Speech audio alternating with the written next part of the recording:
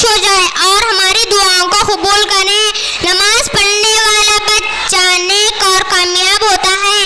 یہ چھوٹی چھوٹی باتیں اگر ہم اپنی زندگی میں اپنا لیں تو اللہ ہمیں کامیابی، خوشی اور برکت عطا فرمائے گا. آخر